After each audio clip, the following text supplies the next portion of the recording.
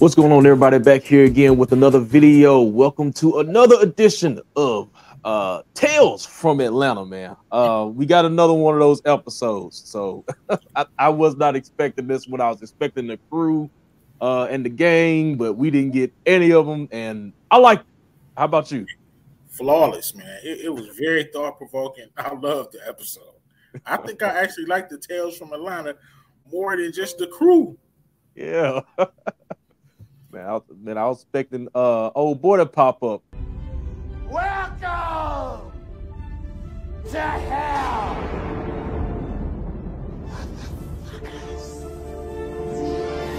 Oh, right. Welcome to hell, motherfuckers. Oh man. We are back to you live from Magic City. We decided to stay. Now, we ain't going nowhere yet. But in case y'all missed it, let's recap what happened last week at the scene here, if y'all missed it. Good evening, and welcome to Power 5 News. Tonight's headline, white guilt. Does it aid the African American, or is it a patronizing slap in the face? A silent disease. We go to the streets tonight to answer these questions. Here in Atlanta, Georgia, at Magic City, I would like to bring on a highly esteemed member of the community, exotic dancer, Let It Burn. She dead! Niggas die every day, B. While we find another participant, let's go to our team at the DMC, Detroit-Memphis Connection, to help answer tonight's question. Let's start what happened to Let It Burn. So that was episode 4. We was talking about white guilt. If y'all haven't checked out our review for last episode, make sure to go check that out. That's still fresh up on both of our channels. Also, get your last minute predictions in for episode 9 of Power, People Loving the Pack. That John is combined views between both of our channels. I think it's almost at 1,000. So, yeah. So get y'all last thoughts in on episode 9 and 11:45 a.m. p.m. My bad. 11:45 p.m. Central. I will be going live on my channel, DJ's Review. I'll have my boy Brillo with me for the first reaction to Power episode 9. So make sure y'all tune in to that. But anyway, that's gonna be it for the promotion. Let's go ahead and get into this episode. So we're gonna start out first here. Now, I wasn't knowing what was going on right here, but we just had another random character, Marshall Jones, right? We got him in the coffee shop, and then we got this dude right here, right in front of him, and I couldn't really make out the conversation he was talking about on the phone. It was kind of muffled out, but yeah. So we get that, and then after he leaves the coffee shop, we get this car right here. I don't know. I thought somebody was gonna do him bad or something. I thought maybe there was a guy that was leaving the coffee shop that was talking on the phone. But what did you think? Who was in this car? What was your first reaction to this? First, I rewinded a couple times just to peep, like what was the conversation. Then I got nothing, of course. But I thought my man was gonna come and like slap his coffee out his hand or something, beat him up or something. I don't know who that was following. Yeah, but I thought somebody was gonna jump him or something. But right. We find out a little bit later in the episode. But we're gonna get to that. So a little later on, we get Marshall picking up his kid, and we find out, he has a situation with his wife. They're pretty much on the verge of being divorced. It hasn't been finalized yet, so he's picking up his kid from the mother, and she's spending some time with him.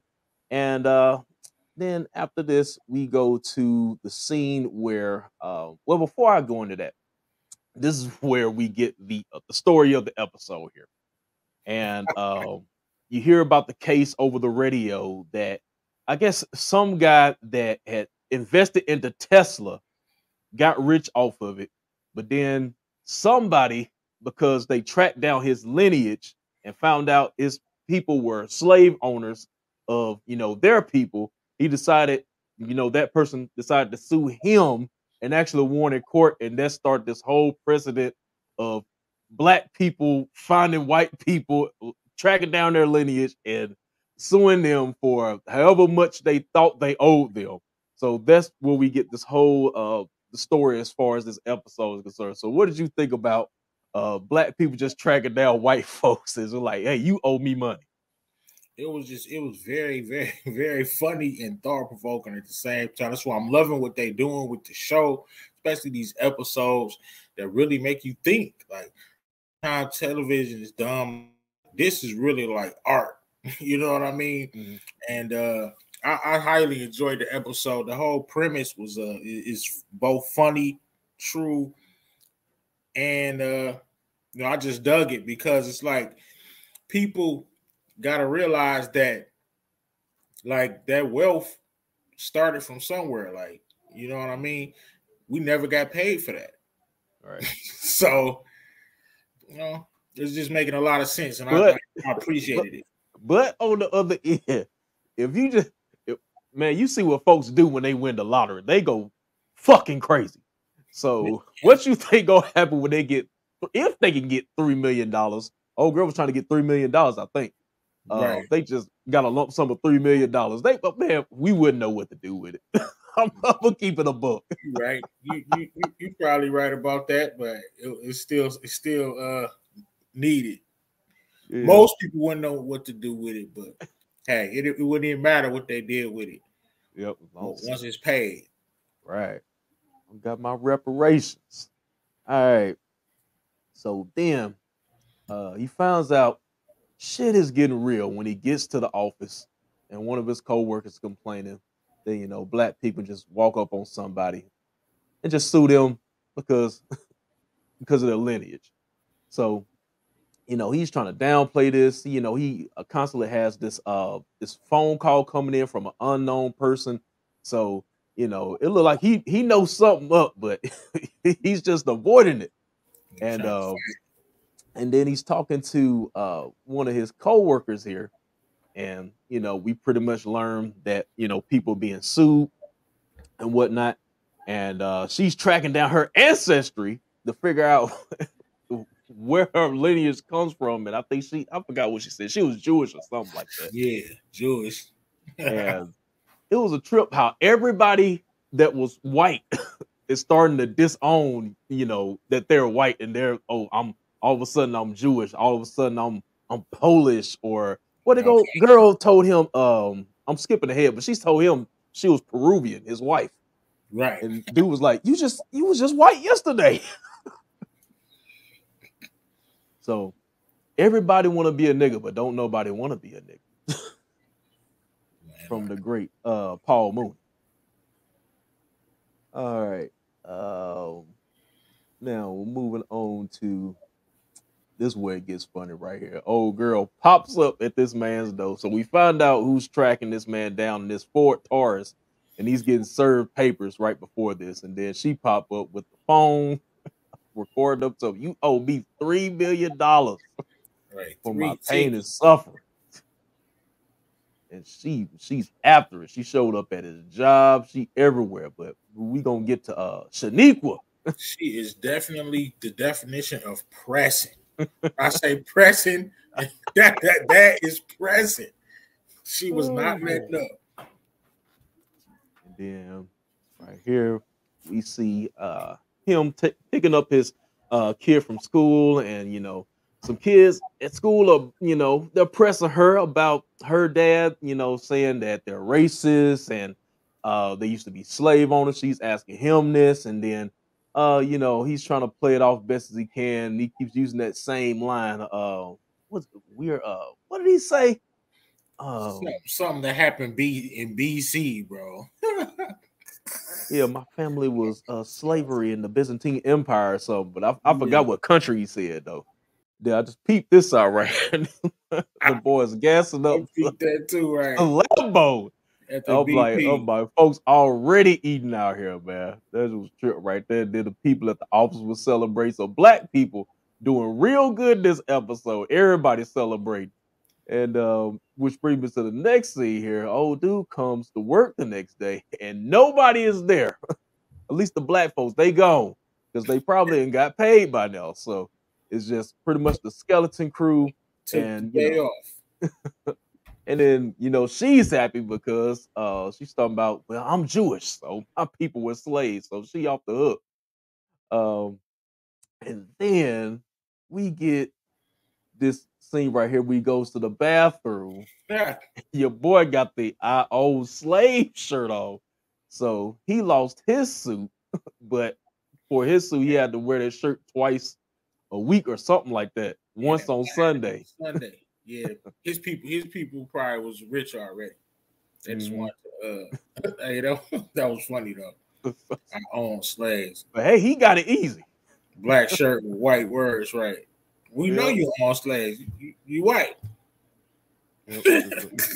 Then we skip here to he's going to see his wife. His wife just sent him a text, and she like, hey, we got to make this divorce final because since they still married, your finances are my finances, so I got to get away from you. Right. She wouldn't let him in the crib. He couldn't even see his daughter. Told that man, I'm Peruvian. But that is a trip, man. So one of my favorite scenes right here is when your boy's pulling up to his house and they got the block posted up waiting for him. Shaniqua in the gang, and then old guy in the yellow right here is chasing him down. I'm thinking about dude from Get Out when he started running. That's exactly what I was thinking too. Yep. So he hightailed it out of there. And then we get the most interesting scene, at least for me, of the episode. Hold on, before you play it, let me see if we at the right place. Is it I forgot his name, my man at the hotel? Yeah. He was spitting, wasn't he? Yeah. Before he ended it. Man, stay spitting. We get your boy Ernest. I didn't get his name the first episode, but he said his name was Ernest in this episode. So I don't know if this is this Ern dreaming maybe, and maybe he's a representation of Ern. He stays spitting too. He was playing it out there. Wearing the same clothes and everything, and I peeped that little double entendre they did, and when he said, "Me and you were in the same boat." Yeah. In that first episode, he was in the boat with the black guy. Right. So I thought that was dope how he did that. And then he was talking about, are pretty much are black folks really wrong for suing y'all because, and then he kind of drew the parallel of, where Marshall is now as far as his kid being with a single mother and having to come up off of that, like, most black families, right? Well, the father is out the picture and it has to be raised by the mother. So I thought that was a, dope part of the conversation as well. It was very thought provoking. Yep. He was making too much sense. My man had I think he came to grips with it. Yep. And then he started talking about how he was free. And then next thing we know, boom, off himself by the pool. Hey man, did you see how his body looked before he fell in the pool? Man, please go back and watch that, y'all. I mean, it looked like this man really did himself in. That was great acting. Yep, but I don't know. I got a feeling this may not be the last time we see Ernest. I don't know. I hope it's not, man. All right. Then towards the end of the episode, he pretty much got this new alternate reality here where pretty much all white folks are damn near subservient. So your boy has changed jobs. He is now a waiter, and he has to have 15% to pay the restitution. 15%. 15% of his check goes to Shaniqua. And then right here we get the final scene of the episode as it pans out, and you see all the waiters right here. They're serving, black people, and so we got a total flip on what our reality is today. So, but yeah, I thought this was another strong episode. Bravo, man. Bravo. This is art. It's not like they killing it, man, with Atlanta. Yeah. I hope I don't see Earn Ass and Paperboy in the next episode. They're killing it. We don't need y'all. Right. Nah, but yeah, man, I really enjoyed these. The best 2 episodes to me has been the episodes, ironically, without them in it. Without the crew, yeah. I don't know if that's good or bad. I mean, but the other episodes with them have also been good. Mhm. So the show is doing what it's supposed to do, man. If I had to rate it, I had to get a show overall. I had to give it a A. Yeah, same here. Same here. But yeah, but they got something right here. So if they ever wanted to take all the main characters off screen and just do a Tales from Atlanta, that's the spinoff right there. Tales from Atlanta. But anyway, this was another great episode. Y'all give me y'all thoughts down below. Make sure to subscribe to both of our channels, DJ's Review and Brillo, the Big Review. And once again, 11:45 p.m. Central, we will be hitting y'all with the Power. Look for episode 9 going live, first reaction. So make sure y'all tune in for that. And that's gonna be it for me. Anything else you got? I know you just dropped the verses with Rock and Louis. Opponents. Rock versus Louis. I just dropped that earlier today. Go check it out.